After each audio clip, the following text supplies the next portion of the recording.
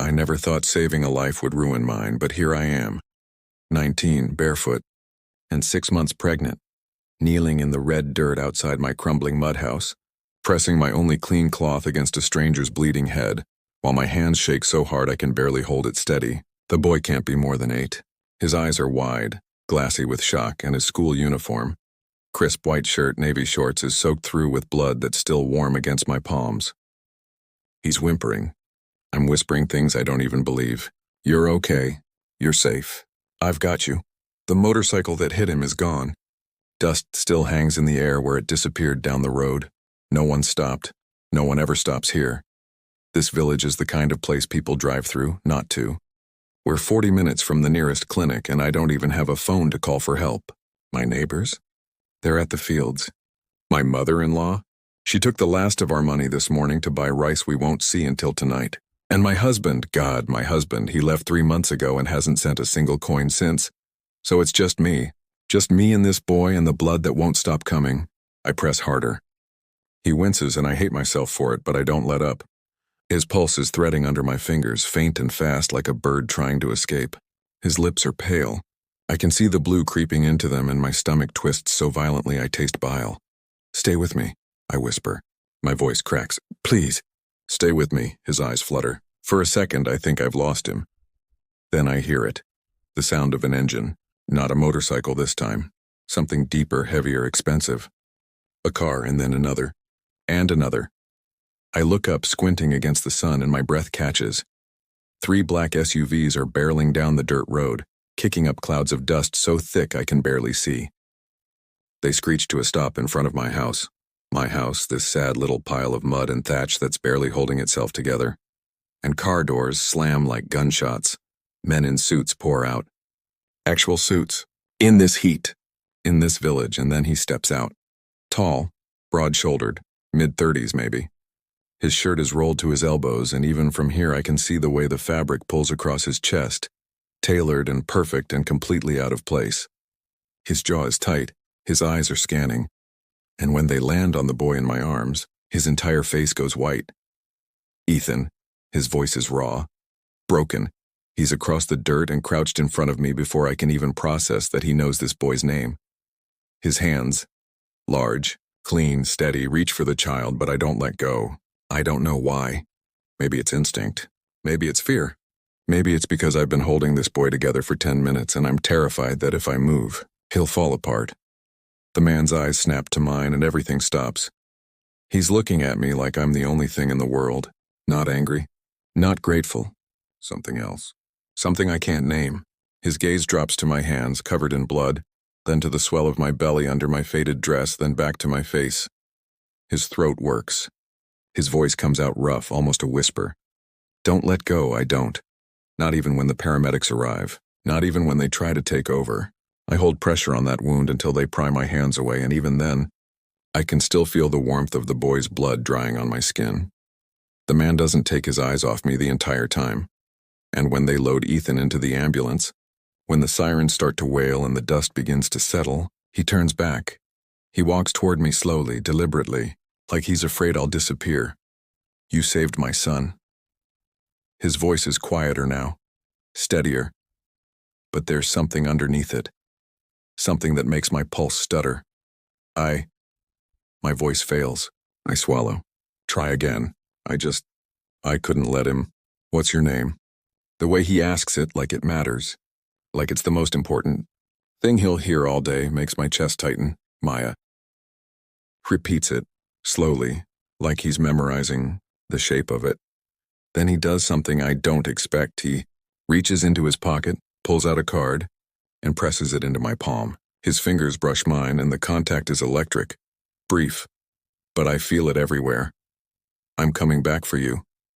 He says it like a promise, like a threat, and then he's gone. He comes back 3 days later. I'm washing clothes in the basin behind the house when I hear the car. Same engine, same weight and the sound. My hands still in the soapy water, suds dripping from my knuckles, and I know it's him before I even turn around. I should be relieved. I should be grateful. Instead, my heart is hammering so hard I feel it in my throat.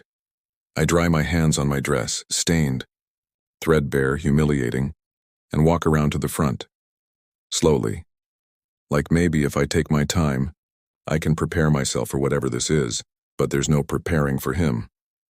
He's standing beside the car, hands in his pockets, sleeves rolled up again, and when he sees me, his shoulders drop just slightly, like he'd been holding his breath.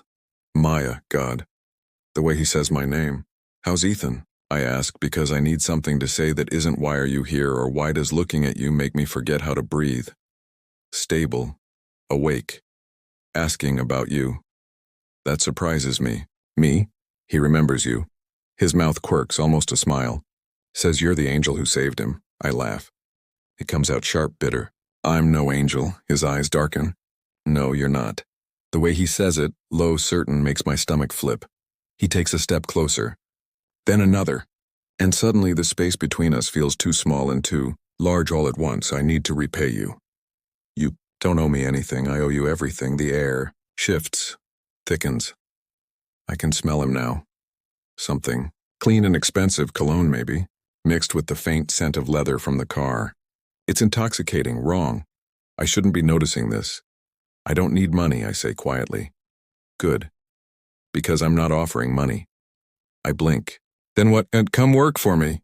The words hang between us like a challenge. What? I need someone at the house. Someone I trust. Someone who... He stops. His jaw tightens. Someone like you? You don't even know me. I know enough. You know nothing. My voice is sharper now, defensive. You don't know where I come from, what I've done. I know you're pregnant and alone. The words hit like a slap. My throat closes. I look away, blinking hard, and I hate that he's right. I hate that he sees it. I know your husband left. He continues, quieter now, gentler. I know you're living in a house that won't survive the next storm. I know you're stronger than anyone I've ever met. I can't look at him. If I do, I'll break. Why? I whisper. Why would you do this? He's silent for a long moment. When he speaks, his voice is rough, honest, because I can't stop thinking about you. My head snaps up. He's looking at me like he shouldn't be, like he knows it's wrong and he doesn't care. That's not, I start, but he cuts me off. I'm not asking you to stay forever, just come. Let me help. He stops, swallows. Let me see you again. There's something desperate in the way he says it. Something raw, and God help me, I feel it too. I can't. Why not? Because I'm married. To a man who abandoned you. That doesn't mean... Doesn't it? His eyes search mine and I can't look away.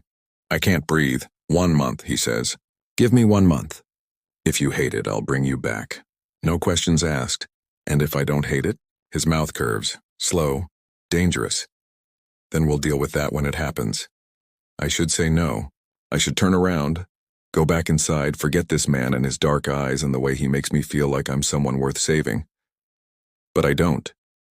Instead, I hear myself say the most reckless thing I've ever said. 1 month. His smile is blinding. And I realize, with a jolt of terror and thrill, that I've just agreed to step into a life I don't understand, with a man I can't stop wanting. His house isn't a house, it's a fortress. Stone and glass and sprawling gardens that go on forever. Staff everywhere. Silent, efficient, invisible unless you need them. And my room. It's bigger than the entire mud house I left behind. I stand in the doorway, frozen, staring at the bed piled with pillows and the window overlooking the hills, and I feel like an imposter. It's too much, I whisper. He's standing behind me, close enough that I can feel the heat of him. It's not enough.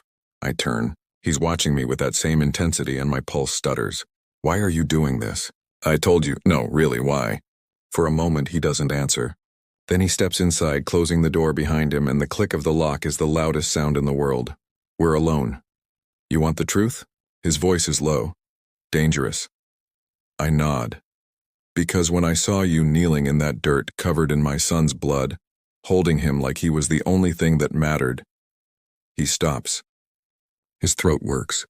I couldn't look away. I still can't. My breath catches. He takes a step closer. Then another. Until we're inches apart. Tell me to leave, Maya. I should. God, I should, but I don't. Instead, I whisper, what if I don't want you to? Something in him snaps, his hand comes up, cupping my jaw, and his thumb brushes over my cheek, so gentle it breaks me. His eyes search mine, asking permission, and when I don't pull away, he leans in. The kiss is soft, tentative, like he's afraid I'll shatter, but then I press closer, and everything ignites. His other hand slides to my waist, careful of my belly, and I feel the restraint in him, the way he's holding back, trying not to take too much, trying not to break me, but I'm already broken and I want more. I pull him closer, and he groans against my mouth, and the sound unravels me. His hands are everywhere, my back, my hips, threading through my hair, and I've never felt anything like this. Never felt wanted like this, Maya, he breathes, and my name on his lips is the most beautiful thing I've ever heard. Then his phone rings. We freeze. The spell breaks. He pulls back, breathing hard, and I see the war in his eyes, the wanting and the guilt and the impossibility of this. I have to. I know. He doesn't move. Neither do I. The phone keeps ringing. Finally, he answers. His voice is clipped, professional, but his eyes never leave mine. When he hangs up, he looks wrecked. Ethan's asking for you. I blink. What? He wants to see you tonight. Reality crashes in. The boy, his son. The reason I'm here, of course, I whisper. He nods, steps back, puts distance between us that feels like miles. This was a mistake, I finish. His jaw tightens. No, it wasn't. And then he leaves. I sink onto the bed, trembling, and press my fingers to my lips. They still taste like him. Ethan is small in the hospital bed, but his smile is enormous. You came. I can't help but smile back. Of course I did. He reaches for my hand and I let him take it. His father stands by the window watching us, and the weight of his gaze is unbearable. Papa says you're staying with us now. I glance at the man by the window. His expression is unreadable. For a little while, I say carefully, good. Ethan's grip tightens. I like you, my throat aches. I like you too, sweetheart. We stay for an hour. Ethan talks about school, about his friends, about the things he wants to do when he's better. And his father, this powerful, untouchable man, softens in ways I didn't think possible. He's gentle with his son, patient, loving. It terrifies me how much I want to be part of this. When Ethan finally falls asleep, we leave. The drive back is silent, tension crackling between us like a live wire. When we pull into the driveway, he doesn't get out. Neither do I. Maya, I close my eyes. Don't. I have to. Why? Why can't we just? Because I can't stop thinking about you. Because every time I see you, I want things I have no right to want. Because he stops, breathes. Because you're married and pregnant, and I'm the last thing you need. What if you're exactly what I need? The words spill out before I can stop them. His head snaps toward me. Don't say that. Why not? It's true, Maya. I haven't felt alive in 2 years. Not until you looked at me. Not until... He kisses me hard, desperate, like he's been drowning and I'm air, and I kiss him back with everything I have. We end up in his study.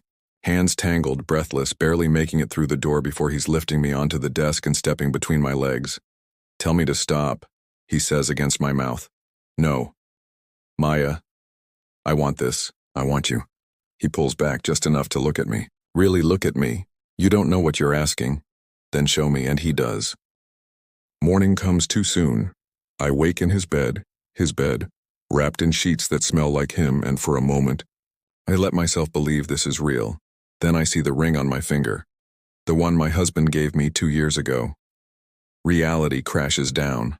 I sit up, pulling the sheet around me, and find him standing by the window, fully dressed, watching the sunrise. You're awake. I nod, unable to speak. He crosses to me, kneels beside the bed, and takes my hand. His thumb brushes over the ring. Leave him. My breath catches. What? Leave him. Stay here. Be with me. I'll take care of you. Both of you. His hand moves to my belly, gentle and reverent. This child. Your future, everything. Tears blur my vision. It's not that simple. It is. You just have to choose. And what happens when you get tired of me? When this, I gesture between us, fades, his grip tightens. It won't. You don't know that. I do. Because I've never felt this before. Because you're not just someone I want, Maya. You're someone I need. The rawness in his voice undoes me. I'm terrified. I whisper. So am I.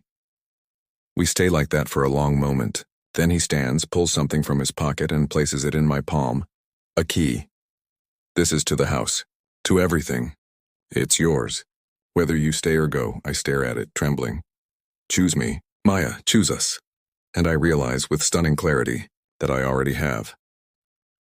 3 months later, my daughter is born in the same hospital where I first held Ethan's hand. Her father, my husband, never comes. Never calls, but the man I love, he's there for every moment. Holding my hand, breathing with me, crying when she takes her first breath. Ethan adores her, calls her his sister. And when I look at this life I've built, messy, complicated, imperfect, I know I made the right choice. Because love isn't about perfection, it's about showing up. Even when it's hard, even when it's terrifying, even when it starts with blood in the dirt and a boy who needed saving just like me.